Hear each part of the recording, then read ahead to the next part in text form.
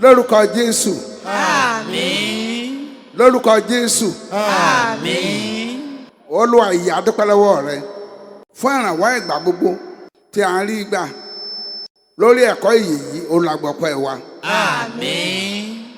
Ẹ̀mí ìyè ràn wá lọ́wọ́. Àmín. Lórúkọ Jésù Kristi Olúwa wa. Àmín. Ọ̀rọ̀ àkọ́sọ wa. Our preface, Tí a máa ń gbé ẹ̀kọ́ ìyè wa lé lórí. which we base our teachings on life on, Ó ń bẹ nínú orin Dáfídì. is contained in Psalm Orí 149. 49, Ẹsẹ̀ ìkeje dé kẹsàn-án. verse 7 through 9, Àti ẹsẹ̀ ìkẹẹ̀dógún. and verse 15. Nínú orí ìwé náà, In that Bible reference, Ẹ̀mí mímọ́ the Holy Spirit tẹnu wòlíì Dáfídì sọ fún wa pé spoke through Prophet David to Hans ẹni tí a bá ti rà padà that whoever is redeemed nípa iṣẹ́ ìràpadà nì by that work of redemption, ó dá láàyè láéláé he becomes ever living tí kò being ní rí ipò òkú who mọ́. will never see hell. Éfésù Ephesians orí ìkẹrin chapter 4 ẹsẹ̀ ìkẹjọ àti ìkẹsàn-án verses 8 and 9, pàápàá ẹsẹ̀ kẹsàn-án especially verse 9, là ń ṣí payá lọ́wọ́lọ́wọ́.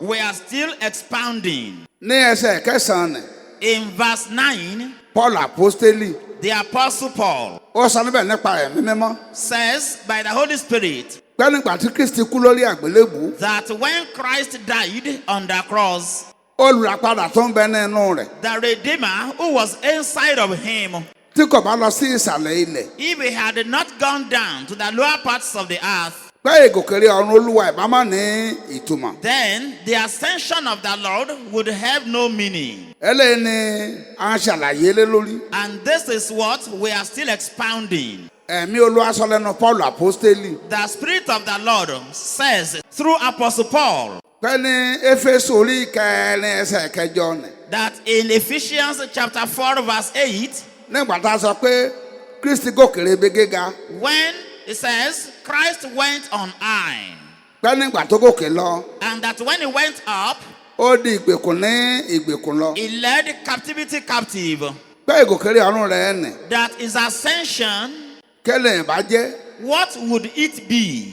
ìtumọ̀ wo ní ìbá ní What meaning would it have tí ó bá sọ̀kalẹ̀ lọ sí ìhà ìsàlẹ̀ ilẹ̀ if he did not first descend to the lower tó parts tó of the gòkèrè earth ọ̀run. before he went up to heaven? Nínú àwọn ẹ̀kọ́ wa tó ṣáájú eléyìí In our earlier teachings, à ń sọ ìdí rẹ̀ we have said the reason tó jẹ́ pé ìgòkèrè ọ̀run Olúwa that the ascension of the Lord, tí kò fi ní ní ìtumọ̀ the reason it would have no meaning tí kò bá kọ́kọ́ sọ̀kalẹ̀ lọ sí ìhà ìsàlẹ̀ ilẹ̀. if he did not first go down to the lower parts of the earth. Ní Lúùkù orí ogún lé mẹ́rin In Luke chapter 24, ẹsẹ̀ ogójì ó lé mẹ́rin verse 44 dé ẹsẹ̀ àádọ́ta ó dín méjì. through verse 48, Níbẹ̀ Jésù ló wá sọ there our Lord Jesus says, ní ìgbà tó jíǹde tán after he had risen tó lọ sọ́dọ̀ àwọn àpọ́stélì and went to the apostles, ó ní àwọn wòlíì májẹ̀mú láéláé he said the Old Testament saints, Mósè Moses, àwọn wòlíì yòókù the rest of the prophets, àti Dáfídì onísáàmù and David the psalmist, pé gbogbo ọ̀rọ̀ tí wọ́n ti sọ that all the words they have spoken nípa ìwáyé ìgbà kínní concerning his first coming to the world, pé òun gbọ́dọ̀ mú wọn ṣẹ. he said he must fulfill them. Èyí ní ẹsẹ̀ ogójì ó lé mẹ́rin. That's verse 44. Nígbà tó dé ogójì ó lé mẹ́fà In verse 46, ó wá sọ ọ̀rọ̀ náà tí àwọn wòlíì yìí sọ. it makes us know that saying of the prophets. Wọ́n ní wọ́n sọ ọ́ tẹ́lẹ̀ He said they foretold pé òun ó jìyà that he would suffer. ó lọ sí ipò òkú He would go down to Hades. ní ìjọ́ kẹta ó jíǹde. And on the third day, he would resurrect. Nígbà tó ń bá ìjíǹde And when he will have resurrected, pé àwọn àpọ́stélì that the apostles wọ́n bẹ̀rẹ̀ sí wàásù káàkiri. would begin to preach about. Wọ́n bẹ̀rẹ̀ ní Jerusalem. They would start at Jerusalem. Wọ́n dé gbogbo ayé. And they would go to all nations of the earth, Wọ́n máa wàásù ìrònúpìwàdà àti ìdáríjì ẹ̀ṣẹ̀ fún gbogbo ènìyàn. preaching repentance and forgiveness of sin to all men. Ní ọ̀sẹ̀ tó kọjá Last week, a ṣe ìpinnu we promised pé lọ́sẹ̀ yìí that this week, àwọn wòlíì tí Olúwa ní wọ́n sọ̀rọ̀ òun yìí the prophets who the Lord said they spoke about him, Mósè Moses, àwọn wòlíì yòókù the rest of the prophets, àtúnísàmù and the psalmist, anábẹ̀rẹ̀ sí yẹ̀ ìwé wọn wò we said we would begin to consult their books láti rí pé lóòótọ́ ni wọ́n sọ nípa ẹ̀wá ayé rẹ̀ ìgbà kẹ́ni. to affirm the fact that truly they spoke about his first coming to the world. Lónìí ká bẹ̀rẹ̀ pẹ̀lú Mósè. Today, we'll start with Prophet Moses. Orí Bíbélì pọ̀ There are copious Bible tí Mósè ti references sọ̀rọ̀ ikú ìsìnkú àti àjíǹde rẹ̀. where Moses foretold his death, his burial, and resurrection. Gbọ́n torí àkókò But to save time, kò lè gbálẹ̀ láti sọ gbogbo àwọn ìsọtẹ́lẹ̀ ó sọ nípa ikú Olúwa. We won't read all his prophecies about the death of the Lord. A ó mú ẹyọ kan lónìí. We'll pick just one today. Ẹyọ kan tá a máa mú yìí. And the one we'll pick Ó jẹ́ lèyí tí Jèhófà Ọlọ́run pàápàá sọ is the one spoken by Jehovah God himself ní ọjọ́ náà on that day tí Ádámù ṣe àìgbọràn that Adam tó jẹ èso tí Olúwa ní kò gbọdọ̀ jẹ. disobeyed and ate the forbidden fruit. Tó lọ sì gbé ìdájọ́ ikú lé lórí. And the Lord placed the judgment of death on him. Tó lọ sọ pé erùpẹ̀ ní The ìwọ. Lord said, you are dust. Ó padà di erùpẹ̀. You will return to dust.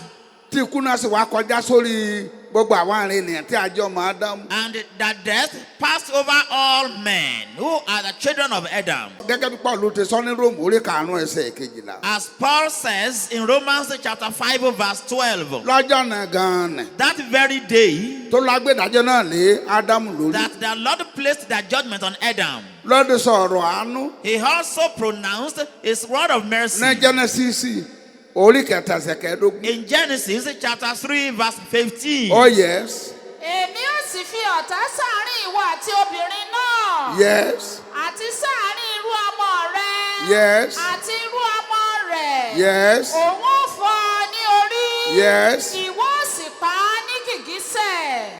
Ọ̀rọ̀ tí Ọlọ́run sọ yìí This pronouncement of God ni a kà nínú ìwé kìíní Mósè we have read from the first book of Moses tí a pè ní Genesis. called Genesis. A rí pé ọ̀rọ̀ eléyìí ó lágbára púpọ̀. And this pronouncement is very great Torí ẹnu Olúwa Ọlọ́run láti gbọ́. because we heard it directly from the mouth of the Lord Tí God. Mósè wá kọ sílẹ̀ nínú ìwé rẹ̀ kìíní. And Moses recorded it in his first book. Olóòfin jẹ́ pé eléyìí gan ni a kọ́kọ́ lò. That's why we shall first use this one. Torí ilé ìgbà tó Olúwa náà ṣe ọ̀ wá. Because when that Lord eventually came Láti wá ṣe ìràpadà àwa ẹ̀dá. to do the redemption work of the sons of men, Ká má rí ikú mọ́ for láéláé. us never to see death Ká má rí ipò òkú mọ́. and never to see hell, Ọ̀rọ̀ tó ń pàápàá sọ his word which he said, tí Mósè kọ sílẹ̀ yìí okay, which Moses had recorded, kò lè ṣaláì bẹ́wò. he must not but visit it. Tí ò bá mú eléyìí ṣẹ If he didn't fulfill this tó sì gòkèrè ọ̀run. and ascended to heaven, Gẹ́gẹ́ bí ọ̀rọ̀ Pọ́ọ̀lù. yes, according to the saying of Paul, Gòkèrè ọ̀run náà the ascension ìṣe ni kò ní ní ìtumọ̀. would have no meaning. Irú ọmọ obìnrin kan yóò wá That the seed of the woman would tí come, yóò fọ́ ejò who lórí. would break the serpent's head, Tẹ́jọ́ náà yóò sì pa á ní and the ìkísẹ̀. serpent would bruise his heel. Genesis orí 3 Genesis ẹsẹ̀ chapter kẹrin. 3 verse 15. Báyìí gbàtà bá tẹ̀síwájú Now when we make progress nínú àlàyé wa yìí, in our explanation, a ó rí ìdí rẹ̀ nínú we see Bíbélì. the reason in the Bible Tó fi jẹ́ pé tí ò bá mú eléyìí ṣẹ that if he did not fulfill this tó wá gòkèrè ọ̀run. and he went out to heaven, Gòkèrè ọ̀run náà kò ní then ní his ascension would have no meaning. báyìí. So A fẹ́ wo obìnrin yìí we want to consider ta ní í ṣe. who this woman is. Irú ọmọ rẹ̀ Is a seed. ta ní í ṣe. Who is he? Ejò yìí The serpent. ta ní. Who is he? Fífà wo ni a ó fọ́ ejò And lórí. in what way would the serpent's head be broken? Ní Mátíù In Matthew orí kìíní chapter 1 ẹsẹ̀ ogún-lé-kan verse 21. káyìràwó dé ogún-lé-mẹ́ta Let's quickly read through verse láti 23 wo obìnrin náà. to consider who the Àti irú woman ọmọ rẹ̀. is and her seed. Yóò sì bí ọmọkùnrin kan. Yes, Jésù ni ìwọ ó pe orúkọ rẹ̀. yes, Nítorí òun ni yóò gba àwọn ènìyàn rẹ̀ là kúrò nínú ẹ̀ṣẹ̀ wọn. yes, Gbogbo èyí sì ṣẹ. yes. Kí èyí tí a ti sọ láti ọ̀dọ̀ Olúwa wá ní ẹnu wòlíì kí ó lè ṣẹ. Yes. Pé Yes, kíyèsí. yes, Wọ́ndíá kan yóò lóyún. yes, Yóò sì bí ọmọkùnrin kan. yes. Wọ́n ó máa pe orúkọ rẹ̀ ní Emmanueli. Hallelujah o. Hallelujah. Yes, Ètúmọ̀ èyí tí í ṣe. Yes. Ọlọ́run wà pẹ̀lú wa. hallelujah o. Hallelujah. Báyìí ní Mátíù yìí, In this Matthew reference, a ti rí obìnrin tó bímọ. we have seen the woman who brought forth the Maria. seed, Mary, Tí ọkùnrin ò bá ṣe that no man met tí tó fi lóyún. until she conceived. Tó jẹ́ pé ìlóyún rẹ̀ And her conception, gẹ́gẹ́ bí áńgẹ́lì Gabriel yìí ti wí. as said by Angel Gabriel, Nípa agbára ẹ̀mí mọ́ ni. was by the power of the Holy Ghost. Ọmọ náà irú ọmọ obìnrin. And the son who was the seed of the tó woman, lọ aṣọ ní Genesis orí kẹta. spoken of by God in Genesis 3:15. Àlùpẹ́ Jésù olùgbàlà náà ni. Jesus, the Savior, is He. Báyìí ó wá kù ejò. Now, the serpent. Ta ni ejò? Who is the serpent Tọ́lọ́run sọ. that God ní spoke Genesis. of in Genesis? Ìfihàn orí ogún The Revelation chapter 20, ẹsẹ̀ ìkejì. verse 2. Ká lọ wo ejò. Let's consider who the serpent is. Ìfihàn orí ogún ẹsẹ̀ ìkejì. The Revelation chapter 20, verse Dani. 2. ó sì di dírágọ́nì náà mú. Yes. ejò láíláí ni. Yes. tí í ṣe èṣù. Yes. àti sátánì. Yes. ó sì dé ní ẹgbẹ̀rún ọdún. Hallelujah. Hallelujah. Ìfihàn orí ogún The Revelation chapter 20, ẹsẹ̀ ìkejì. verse 2. Jẹ́ ká lóye pé dragoni, That dragon, èṣù, Satan, sátánì, the devil, ọ̀nlẹ́jọ náà is the serpent tí ọmọ yóò fọ́ lórí. whose head will be broken by the seed. Báyìí àwọn tẹ̀síwájú Now we'll continue láti wo bí ọmọ ṣe fọ́ ejò náà to lórí. consider how the seed broke the serpent's Ní head Hébérù in Hebrews orí kejì chapter 2, ẹsẹ̀ kẹrìnlá verse 14 àtìkẹ́dógún. and verse 15. Ẹja ọmọ ṣe fọ́ Let's ejò see lórí. how the seed broke the serpent's head Ní ìmúṣẹ Genesis orí kẹta ẹsẹ̀ kẹẹ̀dógún. in the fulfillment of Genesis chapter 3, verse 15. Yes. ǹjẹ́ níwọ̀n bí àwọn ọmọ ti ṣe alábàápín ara òun ẹ̀jẹ̀ Yes. bẹ́ẹ̀ gẹ́gẹ́ lé òun pẹ̀lú sì ṣe alábàápín nínú ọ̀kan náà Yes. kí ó lè ti ipa ikú pa ẹni tí ó ní agbára ikú run Yes. èyí nìní èṣù Yes. kí ó sì lè gba gbogbo àwọn Yes. tí ó ti torí ìbẹ̀rù ikú wà lábẹ́ ìdè Yes. lọ́jọ́ ayé wọn gbogbo. Hallelujah o. Hallelujah. Nínú orí Bíbélì yìí, In this Bible reference, ẹ̀mí Ọlọ́run fi yé wa yékéyéké the Spirit of God makes us know clearly pé olùràpadà, that the Redeemer, olùàtòrí ìtẹ́, the Lord who came from his throne, ẹ̀mí ìsọnidà yìí, the quickening spirit, ọlọ́gbé ara ènìyàn wá. put on the body of man Nígbà tó ìgbéra ènìyàn wá, and came in it. tí a rí bí ọmọ When ènìyàn. he came, I was seen as a son of man. Nígbà tó kú lórí When àgbélébùú, he died on the cross, Bíbélì yìí wí pé this Bible reference says, nípa ikú rẹ̀ orí àgbélébùú by his death on the cross, ló ti pa èṣù run. he destroyed Satan, Ẹni tó fi kú pa àwa ẹ̀dá ènìyàn lọ́gbà Édẹ́nì nípasẹ̀ Ádámù. the one who killed us, sons of men, in the Garden of Eden through the sin of Adam. Tàbí àrí níbí yìí So we can see here pé ikú orí àgbélébùú Jésù that the death of Jesus on the cross, tí í ṣerú ọmọbìnrin. Jesus, the seed of the woman, Ní Bíbélì wí pé the Bible says ó fẹ́ pa èṣù run he used to destroy the devil. tàbí tó fi fọ́ ejò lórí. He used to break the serpent's head, Kálù èdè Genesis. to use the words of Genesis. Báyìí oní Bíbélì Now, a ti fẹ́ gbọ́ láti inú Bíbélì wá we lẹ́ẹ̀kan want to sí. hear from the Bible again Ohun tó fẹ́ pa èṣù run ni. what is used to A ti fẹ́ destroy gbọ́. the devil. Ohun tí irú ọmọ fẹ́ pa èṣù run. What the seed used to destroy the devil. Bá a kà á rìn ni. kí ó lè ti ipa ikú pa ẹni tí ó ní agbára ikú run Kí ó lè ti pa ikú. pa ẹni tí ó ní agbára ikú run Kí ó lè ti pa ikú. pa ẹni tí ó ní agbára ikú run Kí ó lè ti pa ikú. pa ẹni tí ó ní agbára ikú run. Ní Hébérù orí kejì In Hebrews ẹsẹ̀ kẹrìnlá. chapter 2, verse 14, Àmì mọ́ sọ níbẹ̀ the Holy Spirit says there pé ikú orí àgbélébùú that the death of Jesus on the ní cross, Jésù olùgbàlà Jesus the tí í Savior, ṣerú ọmọbìnrin the seed of the woman, tó fi pa èṣù run. used to destroy the Ẹni devil, fikú pa wá. the one who killed us with death. Gẹ́gẹ́ bí ọ̀rọ̀ Pọ́ọ̀lù. According to the saying of Paul, Tọ́lọ̀ yin àwọn ará Abíríà when he said the Bereans were pé wọ́n praiseworthy, máa gbọ́rọ̀ Ọlọ́run. that they always added the Wọ́n word sì of máa wá God ní ìwé mímọ́ lójoojúmọ́. and would search the scriptures every day. Àwọn olùkọ́ tó kọ́ wọn The teachers who taught them lẹ́kọ̀ọ́ ọ̀rọ̀ Ọlọ́run. the word of God, Bóyá ohun tí wọ́n ká, that what they read bóyá ohun ni wọ́n fẹ́ kọ́ wọn. was what they taught them, Tàbí tí agbárí wọn ni wọ́n sọ. or they said they taught them their Tí í opinion, ṣe ohun tí wọ́n ká. against what they read. báyìí o Now, gẹ́gẹ́ bí olùkọ́ni as a teacher, tó bá jẹ́ pé ohun tí a kà if it is what is ní read Hébérù in Hebrews orí kejì chapter 2, ẹsẹ̀ kẹrìnlá verse 14, ni a ó ṣe àlàyé jáde we will explain gẹ́gẹ́ bí ọ̀rọ̀ out, Pọ́ọ̀lù. as Paul says. Ohun tí Bíbélì wí níbí yìí What the Bible says wọ́n ní here bẹ́ẹ̀rù ọmọbìnrin náà is that the seed of the tí woman, ṣe Jésù olùgbàlà Jesus the Savior, pé ikú ló fi pa Èṣù run. he used his death to destroy the devil. Olùkọ́ni Bíbélì So a Bible teacher wọ́n jẹ́ pé yóò kọ́ni ní òdodo who will teach the true word of gẹ́gẹ́ bí God ọ̀rọ̀ Pétérù according to the word of ní Peter Pétérù kẹ́ni in 1 orí Peter kẹrin chapter 4 ẹsẹ̀ kọkànlá verse 11, pé ẹnikẹ́ni that anyone tó bá kọ́ni ní ẹ̀kọ́ who is teaching anybody, kọ́ máa sọ gẹ́gẹ́ bí ọ̀rọ̀ he should Bíbélì speak as God's oracle. tàbí olùkọ́ So a teacher tí yóò bá kọ́ni who will teach gẹ́gẹ́ bí ọ̀rọ̀ Bíbélì according to the ní Bible Hébérù kejì in this Hebrews chapter 2 ẹsẹ̀ kẹrìnlá verse 14, ikú orí àgbélébùú the death of Jesus on ni the Olúwa fi cross pa Èṣù is used to destroy the devil.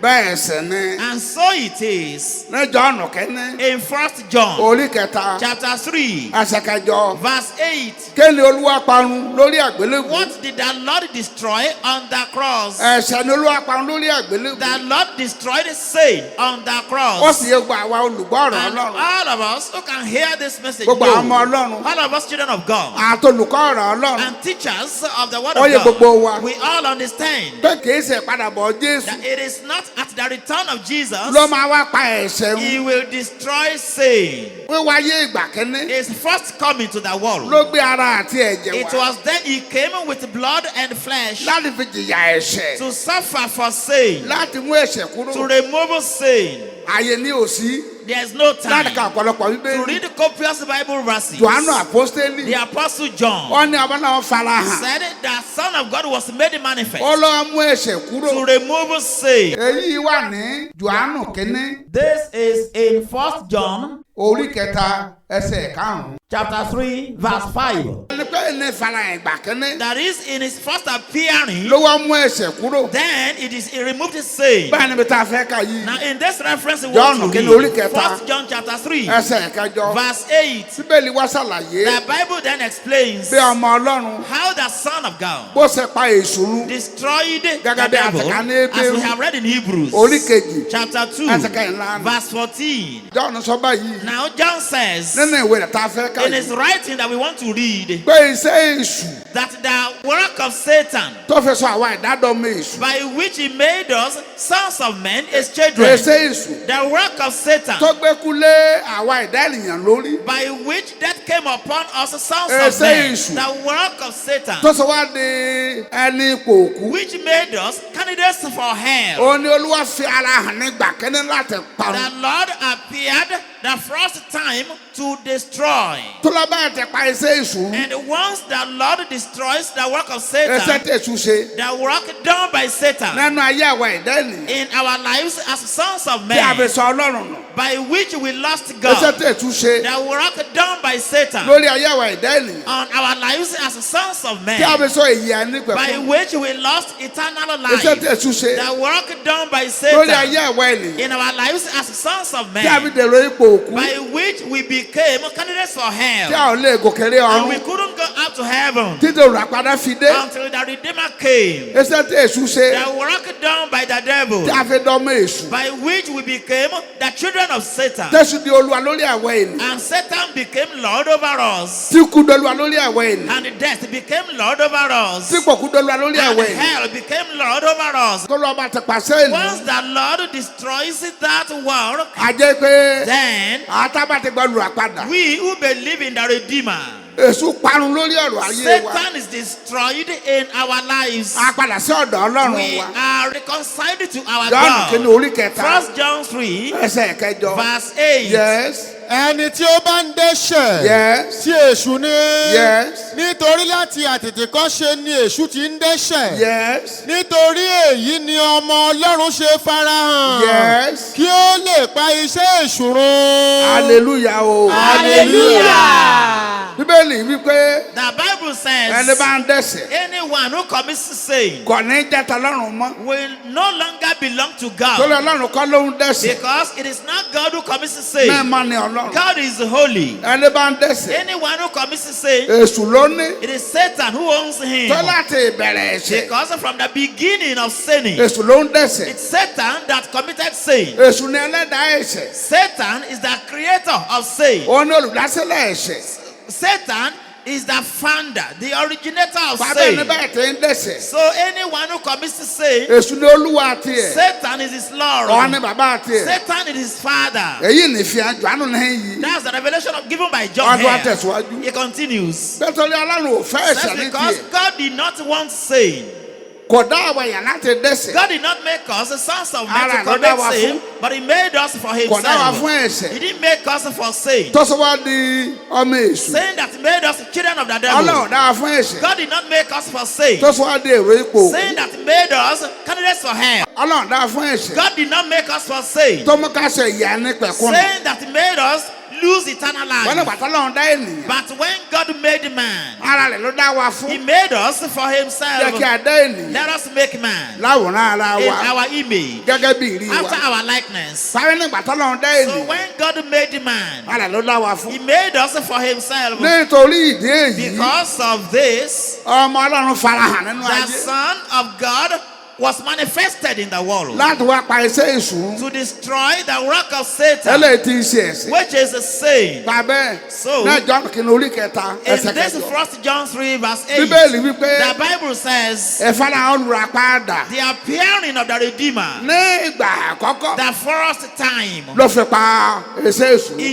used to destroy the work of Satan. báyìí tó bá jẹ́ ní ìfarahàn àkọ́kọ́ If it is in His first appearing ló fi pa iṣẹ́ èṣù run that He destroyed the work of Satan nípa iṣẹ́ ìràpadà orí àgbélébù through His redemption work on the cross, a jẹ́ pé ẹ̀mí mímọ́ gbà á then the Holy Spirit is correct. ní Hébérù In Hebrews orí kejì chapter 2 ẹsẹ̀ kẹrìnlá verse 14, pé olùdásílẹ̀ ẹ̀ṣẹ̀ náà ní aparun that the founder of sin has been destroyed. gẹ́gẹ́ bá ṣẹnu mọ́ For yìí as we are saying repeatedly, tí ò bá sí ẹ̀ṣẹ̀ Ádámù if not for the sin of Adam tó kọjá sórí gbogbo ènìyàn that passed over all men, èṣù Satan, ikú death, àti ipò òkú and hell wọn ẹ̀ bá máa dá sí ènìyàn would have nothing to do with man, wọn ẹ̀ bá máa jẹ olúwa lórí àwọn ènìyàn would not be lords over us, the sons of men. báyìí tá a bá ti mú ẹ̀ṣẹ̀ kúrò So if sin is removed, tí a pa ẹ̀ṣẹ̀ run if sin is destroyed, gẹ́gẹ́ àtẹ̀ká yìí as we have read, á jẹ́ pé àtẹ̀sù then àtikú àti the ipò òkú devil, death, and hell nínú ayé àwa tí a bá ti gba Jésù àpamọ́ in our lives, those of us who believe in Jesus, they are destroyed. ìdí rèé o This is the reason tó jẹ́ pé àwa tí a ti gba Jésù that gbàjú we have accepted Jesus. nígbà tá a bá ṣe ń gbàdúrà When we are praying, àní lórúkọ Jésù we say in Jesus' Olúwa name, àti olùgbàlà wa our Lord and Savior,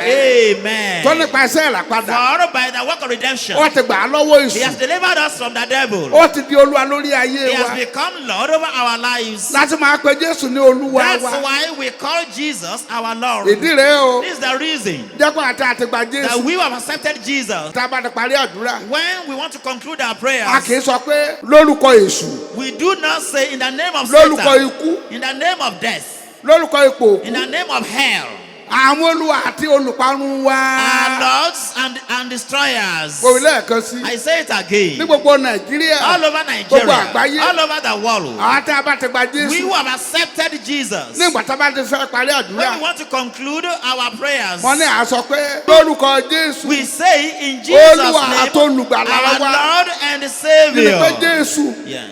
Jésù That is Jesus tó ti dolúwa lórí who ayé has wa become Lord over our lives nípa iṣẹ́ ìgbàlà rẹ̀ lórí wa through His redemption work over us. bí a kì í wí pé We do not say lórúkọ èṣù in the name of Àti Satan ikú, and of àti death ipò òkú. and of hell, àwọn olúwa wa our lords àti olùparun wa and the destroyers ní gbogbo Nàìjíríà all over gbogbo Nigeria, àgbáyé all over the world. àmọ́ náà kì í sọ bẹ́ẹ̀ Children of God do not say so. àwọn tó ìjẹ́ tèṣù It's those who belong to Satan, tí mo ọ̀tẹ́ ìgbàsẹ̀ ìràpadà. who have not accepted the redemption work, Táwọn ń sin èṣù. who are serving Satan. À ń lè sújólúwa wọn. It is over them, Satan Tí is kú jólúwa wọn. Lord. It is over them, death is Tọ́jú Lord, olùparun wọn. and they are destroyers. Táwọn náà sì gbà wọ́n ní olúwa àti And wọn. they accept them as their lords, Tá máa ń jọ́sìn sí wọn. whom they serve. Àwa ọmọ ìgbàlá ọmọ ìràpadà. But we, the redeemed, children of Jésù the ni a máa ń Savior, jẹ́wọ́. it is Jesus we Bí confess olúwa àti olùgbàlà as wa. our Lord and Savior.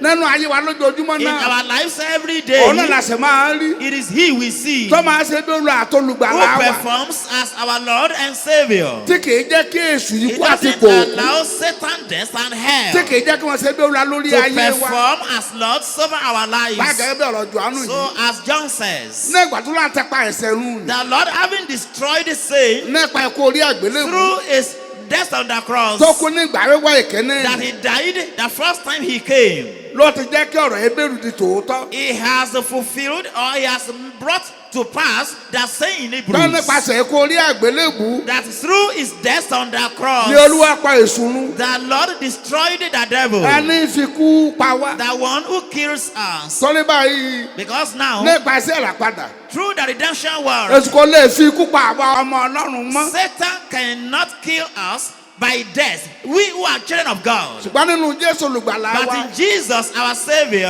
A ti gba ìyè ẹni we pẹ̀kú. have received eternal life. Jòhánù wípé John says, ẹni bá gba Jésù. he who believes in Jesus Ó ní ìyè ẹni pẹ̀kú ló gbà. has receives Ẹni tó bá eternal gba life. Jésù. Whoever does not accept Ó lóun ní Jesus ò gba ìyè ẹni pẹ̀kú. does not accept or Ọlẹ́yin receive ọmọ mi. eternal life. He said, my little Mo children, kọ̀wé sí yín. I am writing this to you. Iye yín tẹ́ ẹ ti gba As Jésù. many of you who have accepted Jesus, Káàmì pé ẹ ti ní ìyè so ẹni that you pẹ̀kú. be sure that you have eternal life. Jòhánù nítorí kíni. John says, because of what? Ní ìtorí ọmọ Ọlọ́run tó wá. Because the Son of God who came Yóò náà ní Ọlọ́run. is God, Yóò náà ní ìyè ẹni and He pẹ̀kú. is eternal life. Àkàlọ́sẹ̀ ó kọjá. We read that last week. Àtúní ìkàlọ́sẹ̀ We yìí. won't repeat it this week. Jòhánù kínní. 1 John Orí karùn-ún. chapter 5, Ẹsẹ̀ kọkànlá. verses Dé kẹtàlá. 11 to 13 Lẹ́yìn náà ẹsẹ̀ ogún. and 20. Tó náà wá tá a ti gba Jésù. So we who have received Jesus. Jésù sì ni Olúwa wa. Jesus is our Lord, Tó jẹ́ pé a ti gba ẹ̀mí ìyè rẹ̀. and whose spirit of life we have received. And Tọ́ni yóò máa bá wa gbé He láéláé. says, we abide with us forever. Ní Jòhánù kẹrìnlá. In John chapter 14. Bágẹ́ bí àlàyé Jòhánù So yìí. according to this explanation of John, Àtútù wí. we are saying again Kó o tọ́nà ọ̀rọ̀ ẹ̀mí mímọ́. that the word Ní of the Hebrew, Holy Spirit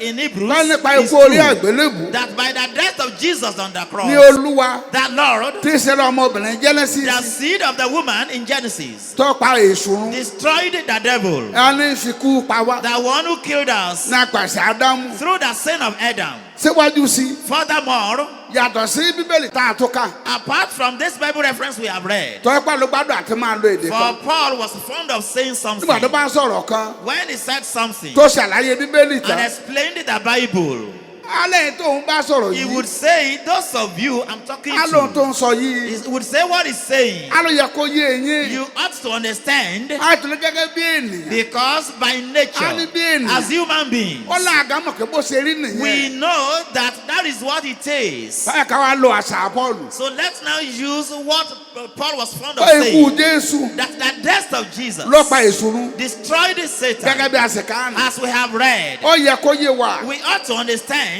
Torí kíni why. ẹ̀gbálàyé. Listen to the explanation. Kí àgbẹ̀ kan If a farmer kó lọ sóko. goes to his farm, Ó dẹnu oko ń ṣiṣẹ́. he gets there and starts working. Lórí ejò ńlá kan Then he sees a big snake ló pa ejò náà nínú oko. and kills the snake on the farm. Ó pa ejò nínú oko. He kills the snake on the farm.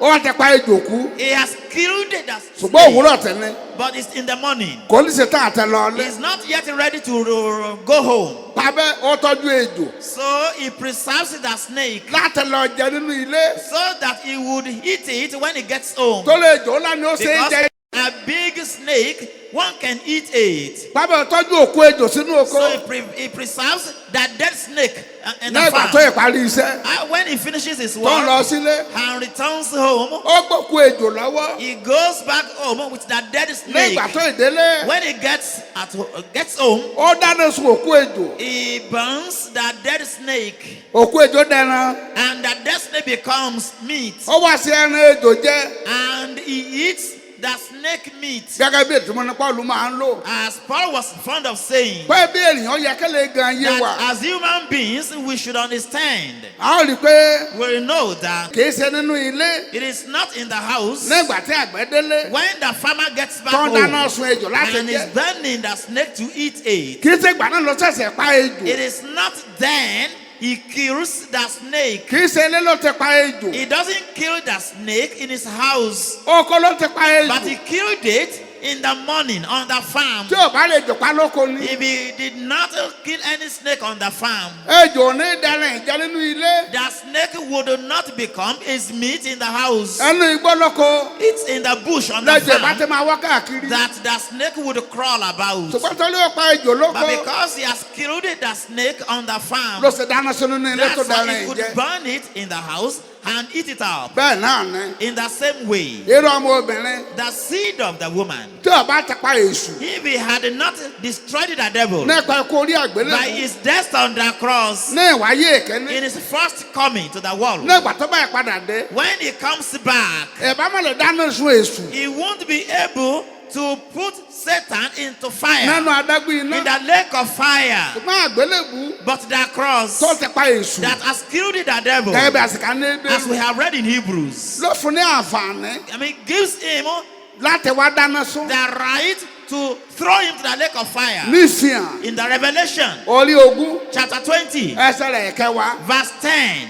pábẹ́ kì í ṣe ìdájọ́ ìpadàbọ̀ So it is not his judgment at his return tí a rí ká that we can ní read ìfihàn in the Revelation orí ogún ẹsẹ̀ kẹwàá. chapter 20, verse tí ó 10, ṣẹ̀ṣẹ̀ pa èṣù that kills the devil. àgbélébùú No, it is the cross. ló ti pa èṣù It's on the cross he destroyed the ní ìgbà devil. tó wá ní ìgbà kẹ́ni When he came the first time láti wá fi ara ṣe iṣẹ́ pípa èṣù to use his body to do the work of destroying the devil, ara kan náà the same body, wọ́n tún wá lò ó he would use it láti wá gbà lọ́wọ́ èṣù to deliver us from the Àti devil kú. and death àti kòkó. and hell. nígbà tó bá ti fi iṣẹ́ ara pamọ́run lórí àgbélébùú Having used his body to destroy them on the cross. sẹ́ni máa ti orí kẹtàlá In Matthew 13, láti ẹsẹ̀ ogún ó lé mẹ́rin from verse 24 lọ́dẹ ẹsẹ̀ ogójì ó lé méjì through 42, níbẹ̀ ló wá sọ ìtàn there the Lord gives a bó parable ṣe jẹ́ pé oko ní ayé of how this world is máa found. ti orí kẹtàlá Matthew 13, láti ẹsẹ̀ ogún ó lé mẹ́rin verse 24 lógójì ó lé méjì through 42. pẹ́ nípa bẹ́ẹ̀ Therefore, nígbà tí ọba ògo when the King of Glory tó torí ìtẹ́ wá came down from his throne bẹ́ẹ̀ bàbá àgbẹ̀ ńlá as the great farmer sínú ayé yìí to this world,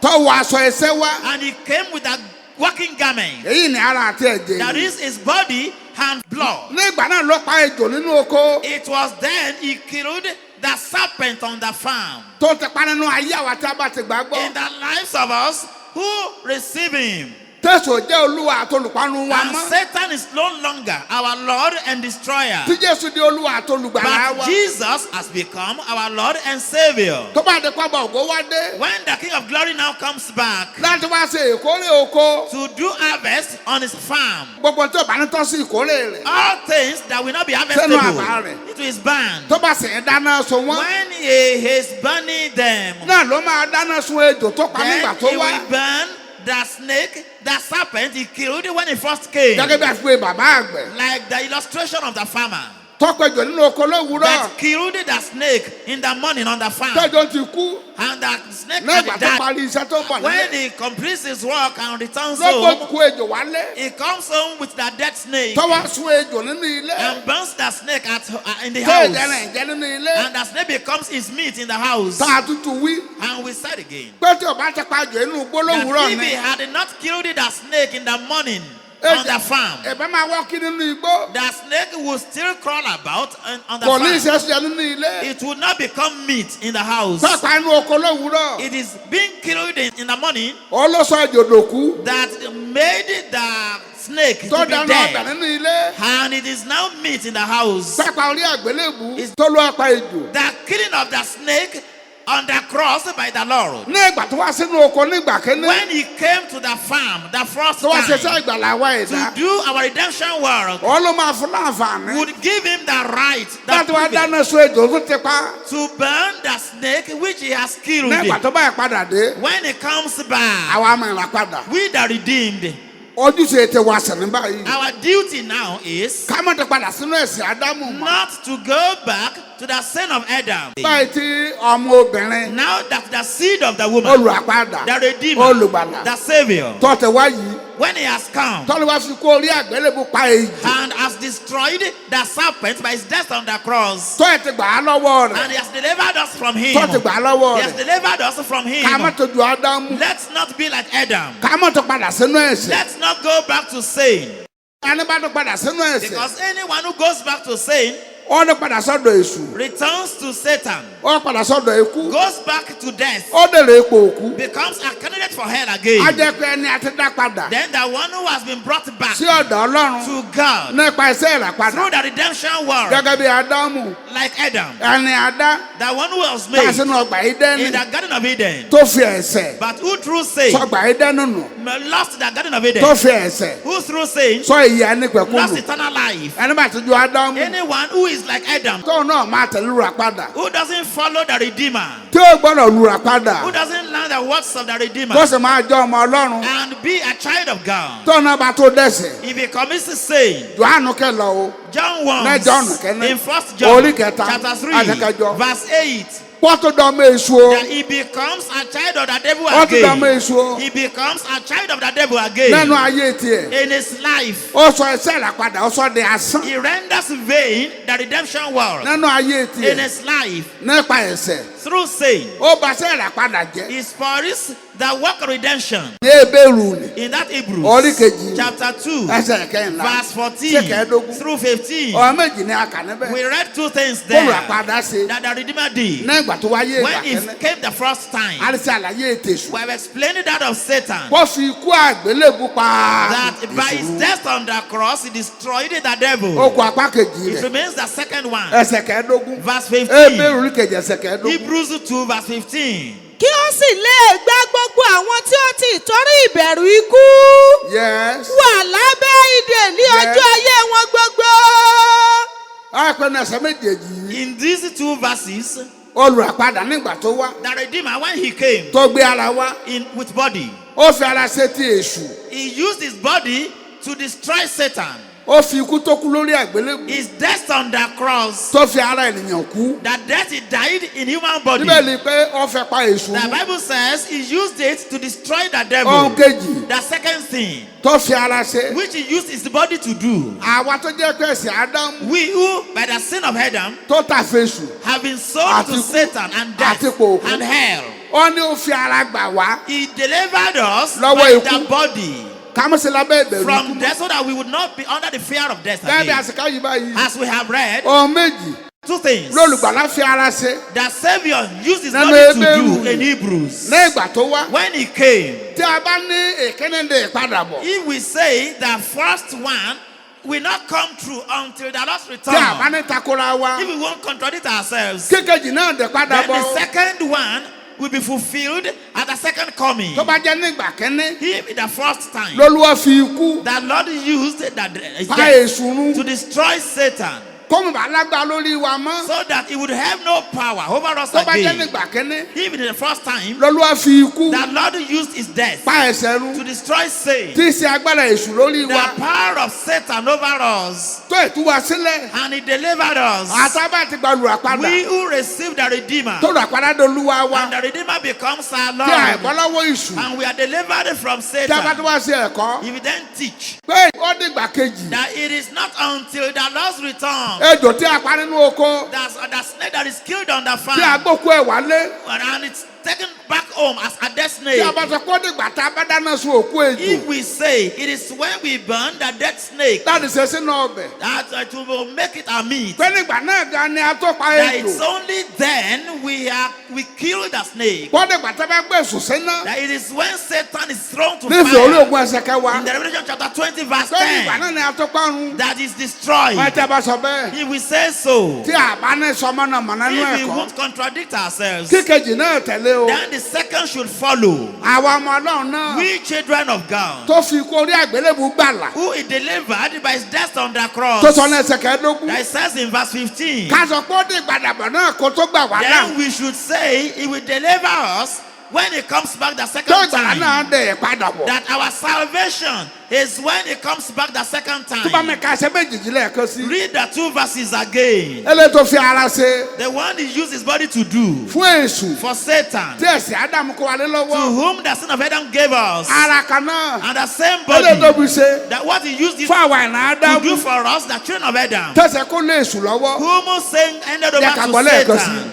ǹjẹ́ níwọ̀n bí àwọn ọmọ ti ṣe alábàápín ara òun ẹ̀jẹ̀ yes bẹ́ẹ̀ gẹ́gẹ́ ni òun pẹ̀lú sì ṣe alábàápín nínú ọ̀kan náà yes kí ó lè ti ipa ikú pa ẹni tí ó ní agbára ikú run yes èyí ni ní èṣù yes. kí ó sì lè gba gbogbo àwọn tí ó ti ìtorí ìbẹ̀rù ikú wà lábẹ́ ìdè lọ́jọ́ ayé wọn gbogbo.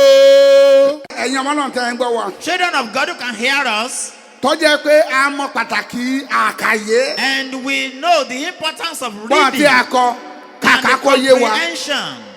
a kèso méjì. We take note of 2 things. ẹ̀kẹ́ ni òǹkọ̀wé yìí. One, that this writer ó kàwé pé nípa ikú says, by ní olùgbàlà death, pa èṣù. the Savior destroyed the ọ̀rọ̀ tó kọ̀wé devil. kọ nìyẹn. That's what the writer says. ìlànà àkàyé. And the principle ó sì ní of pé comprehension ohun is tí òǹkọ̀wé bá kọ la máa ká tó máa yé ni tí a máa ń sọ. we read, understand, and echo what the writer writes. àìsọ ohun tí òǹkọ̀wé ò kọ. We do not say what the writer Tí a bá sọ doesn't tí òǹkọ̀wé ò write. kọ. If we say what the writer doesn't tara write, wa lọ sọ ni. that is our own. ẹ̀yẹ́ jẹ́ kínní. That's the first Èkejì. one. The second one tá a tún kọ́ níbi. that we can see here ó ní pé ní ẹsẹ̀ kẹ́hìn láti kẹ́hìn is ló. that in verses 14 and 15, Pọ́ọ̀lù òǹkọ̀wé yìí. Paul, the Nípa writer ẹ̀mí of mímọ́. this place by the Holy Spirit, ó sọ ẹsẹ̀ kẹ́hìn láti kẹ́hìndógún pọ̀. connects verse 15 to verse 14. ìkíní One, tó lọ fi ara ṣe. the first thing that the Lord used his body to do ó ní ó fi ikú orí àgbélébù tó kú nínú ara ọ̀rọ̀ fẹ́ pa èṣù. said he used his death in the body to destroy the devil. èkejì 2, ó ní kí ó sì lè and kí ó sì lè kí ó sì lè ó sọ méjèèjì pọ̀. he connects the 2. yàpọ̀ méjì ni Olúwa fi ara That ṣe. is, the Lord used his body to do 2 things. Èkíní. One, ó fẹ́ pa èṣù. he used it to destroy the devil. ẹni fi kú pa wá The one who killed us láti inú ọgbà yìí in the dẹ́nu Garden of Eden nígbà Ádámù sí when Ọlọ́run. Adam sinned against God. èkejì The second tó thing fi ara ṣe. that the Lord used his body to kó do sì lè and gba àwa tẹ̀sán fi kú deliver pa. us who are killed by Satan. ẹni fi kú pa wá The one who killed us nígbà tó rà padà. when the Redeemer tọ́lù fi kú àgbélébù parun. has destroyed him by his death on the cross. àwa tá a wà lábẹ́ ìdè We who are under bondage lọ́jọ́ ayé wa in our lifetime torí ìbẹ̀rù ikú. because of the fear of death, ó gbà wá là he delivered ká mú us bẹ̀rù ikú so that mọ́. we won't fear death Paul again. àpọ́sítélì The Apostle nípa Paul, ẹ̀mẹ́mọ́. by the Holy ó Spirit, pẹ́ méjèèjì yìí nì said that 2 ní olùràpadà the ṣe Redeemer did lórí on àgbélébù the cross ní ìgbà tó wá ní ìgbà when he kẹ́ni. came the first time, pápá ejò run destroying the serpent. gbégbà á lọ́wọ́ ejò And- àwọn ọmọ ìgbàlà. We that kì í redeemed, ṣe ìpadàbọ̀. it is not at a lost ní a ó return torí ìgbàlà. that we be saved. kì í ṣe ní ìpadàbọ̀. It is not at a lost return látọ̀dọ̀ ọmọ ìgbàlà. that we become the redeemed. àti àgbà olùgbàlà. We who have received Àti the ìgbàlà. Redeemer, we have been saved. a ṣe é wàásù ìgbàlà. And we are preaching ẹjẹ salvation. ọtí ìgbà olùgbàlà. You are yet to receive Ẹ wá gba the ìgbàlà. Savior. Come and receive the Savior Ẹni tí ẹ salvation. That is, àgbà we àṣejẹ́wọ́. agree and confess. Hébérù Hebrews orí kejì chapter 2, ẹsẹ̀ kẹẹ̀ẹ́dógún. verse 15. olùràpadà ti gbà wá là. That the Redeemer has saved us. àgbà. We agree. bọ́dọ̀ bá sí pípa èṣù. But if there's no destruction of the tẹ́ devil, bá tẹ̀ ń bẹ lọ́wọ́ èṣù. if we are still in Satan's Àmín custody, ìgbàlà. we won't be saved. wọ́n ní bá ṣe sọ méjèèjì. That's why Paul connects the ó pa two. èṣù run. He destroyed the Ó devil sì gbà á and lọ́wọ́ he èṣù. delivered us from the devil náà parí ọ̀fẹ́ by ọlọ́run. the grace of God. náà ìgbà tó bá di ọ̀sẹ̀ tó ń bọ̀. Next week, á rẹ̀ tẹ̀síwájú. we will continue. bákẹ́lá ń wí. What are we saying? lẹ́yìn ìgbà tó lùgbàlà kú lórí àgbélébùú When the báyìí. Savior died on the cross tó fi kú pa èṣù run. and destroyed the devil by his death tó fi kú gbà á lọ and yìí. also delivered us kó ègòkèrè ọ̀run. and had gone up kó mọ̀ lọ sí àìsàn without lẹ́lẹ̀. going down to the lower parts of the kó tó wá heart. jíǹde padà. And they rose gẹ́gẹ́ bí again. ọ̀rọ̀ àwọn wòlíì. According to the saying of the prophets, níṣẹ́ ni kò ní sí àmì. then there will be no sign. àmì wà There will be láàyè. no sign of life. tọ́ni fi kú pa èṣù That run. the one who killed Ọ̀nì Satan eléyìí with o. his death is this one. Àlefikú gbà wá là. The one who delivered us Ọ̀nì eléyìí by his o. death is this one. Bàbá ọ̀rọ̀ Matthew ni. So what you read in Matthew, Ẹ̀bá má lè sọ. he would not be able to say Bí it. Jésù sì wá. And Jesus came, Ní ìgbà tó kú tán. having died Tọ́lẹ̀ pò òkú tán. and gone Tó down to jíǹde hell tán. and Bí resurrected. Jésù sì wá. And Jesus in the Jésù grave. sọ wípé And he said, gbogbo agbára lórí ayé. all powers over the house, Gbogbo agbára lórí all ọ̀run. powers over the heaven Ní a ti fi fún mi. have been given to me. Gbogbo agbára All powers lórí èṣù. over Satan, Lórí ikú. over death, Lórí ipò. over hell Ní a ti fi fún mi. have been given to me. Tọ́lẹ̀ la máa kéde So go ìgbàlá. and proclaim salvation. Gẹ́gẹ́ bí ọ̀rọ̀ Pọ́ọ̀lù. As Paul said, Éfésù Ephesians orí kẹrin chapter 4, ẹsẹ̀ kẹsàn-án. verse 9. Tí o bá lọ ìsàlẹ̀. If he had not first gone Kó down to tún the lower jíǹde. parts of the earth and rose, Ìbá máa lè kéré tó kéde. Then He would not have been able to make that divine proclamation. Ní ìgbà tó bá di ọ̀sẹ̀ tó ń bọ̀. next week A ó tẹ̀síwájú. we make Lórí progress àlàyé lè ta àtẹ̀ ń bá lọ yìí. on this explanation Torí àwọn ẹsẹ̀ tí kù. because we still have Tá a tẹ̀ máa verses kà. that we shall Láti read. ṣe àlàyé To Genesis explain orí kẹta Genesis ẹsẹ̀ chapter 3 kẹẹ̀dógún. verse 15. Bẹ́ẹ̀ tó fi lè gbà yẹn o. But till then, A máa rà padà. you that redeemed, Ẹ má jẹ́ àpèsè lólúwa wa mọ́. let's not call Satan Ká our gbé Lord kúrò Olúwa wa again. mọ́. Let's not call death our Lord. Ká mọ̀ nípa òkú ni à ń lọ Let's mọ́. not say we are going to hell. A máa rà padà. We that redeemed. Títọ́ fi dé ọ̀sẹ̀ tó ń Till bọ̀. next week, Ká máa jọ́ mọ̀ rà padà let's lọ. continue to be Gẹ́gẹ́ that bọ̀rọ̀ dá sí redeemed ibi. according to the sin of Ká bá lè David, yè láéláé. so that we can Ká live má rí forever and ipò never òkú. see hell. Kó lọ pẹ̀lú ẹ̀mí May the yín. Lord be with us. Amen. Ìrere ayọ̀ Olúwa ti sọ ikú dẹ̀san o.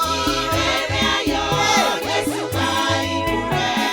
Ìrere ayọ̀ Olúwa ti sọ ikú dẹ̀san o. Ìrere ayọ̀ Jésù gba ikú rẹ̀. Ìrere ayọ̀ ẹ̀ṣẹ̀ Ádámù ló fa ikú wá. Ìrere ayọ̀ Jésù gba ikú rẹ̀. Ẹ̀jẹ̀ májẹ̀mú ti mú ẹ̀ṣẹ̀ kúrò. Ìrere ayọ̀ Jésù gba ikú rẹ̀. Èyí ni ẹ̀jẹ̀ májẹ̀mú titun. Ìrere ayọ̀ Jésù gba ikú rẹ̀. Tí a ta sílẹ̀ fún ìmúkúrò ẹ̀ṣẹ̀ ènìyàn. Ìrere ayọ̀ Jésù gba ikú rẹ̀. Jésù ti san ìgbésí ẹ̀ṣẹ̀ wa. Ìrere ayọ̀ Jésù gba ikú rẹ̀. Ìdè ẹ̀ṣẹ̀ tó dè wá mọ́ ikú ti já. Ìrere ayọ̀ Jésù gba ikú rẹ̀. Adòmìnira lọ́wọ́ èṣù àti ikú. Ìrere ayọ̀ Jésù gba ikú rẹ̀. Jésù ti gbé ikú mi ní ìṣẹ́gun. Ìrere ayọ̀ Jésù gba ikú rẹ̀. Ó rà wá padà lọ́wọ́ agbára ikú. Ìrere ayọ̀ Jésù gba ikú rẹ̀. Ó rà wá padà lọ́wọ́ agbára ikú. Ìrere ayọ̀ Jésù gba ikú rẹ̀. Jésù ti dá wa padà fún Ọlọ́run o. Ìrere ayọ̀ Jésù gba ikú rẹ̀. Ikú kò gbọ́dọ̀ kọ́mọ Ọlọ́run mọ́. Ìrere ayọ̀ Jésù gba ikú rẹ̀. Ipò ikú kò gbọ́dọ̀ gbọ́mọ Ọlọ́run mì mọ́. Ìrere ayọ̀ Jésù gba ikú rẹ̀. Àbọ̀ lọ́wọ́ ikú, àbọ̀ lọ́wọ́ èṣù. Ìrere ayọ̀ Jésù gba ikú rẹ̀. Àbọ̀ lọ́wọ́ ikú, àbọ̀ lọ́wọ́ ayé. Ìrere ayọ̀ Jésù gba ikú rẹ̀. Ipò ikú kì í ṣe lé wa mọ́. Ìrere ayọ̀ Jésù gba ikú rẹ̀. Ọ̀run nínú àwọn ọ̀run nílé ọmọ Ọlọ́run. Ìrere ayọ̀ Jésù gba ikú rẹ̀. Lẹ́yìn ayé a ó gòkè sí ọ̀run. Ọ̀run ayọ̀ ọ̀run ní gba ikú rẹ̀. Ikú para èṣù mọ̀ dasán o. Ìrere ayọ̀ Jésù gba ikú rẹ̀. Ẹ̀ṣẹ̀ Ádámù ló fa ikú wá. Ìrere ayọ̀ Jésù gba ikú rẹ̀. Ẹ̀jẹ̀ májẹ̀mú ti mú ẹ̀ṣẹ̀ kúrò. Ìrere ayọ̀ Jésù gba ikú rẹ̀. Èyí ni ẹ̀jẹ̀ májẹ̀mú titun.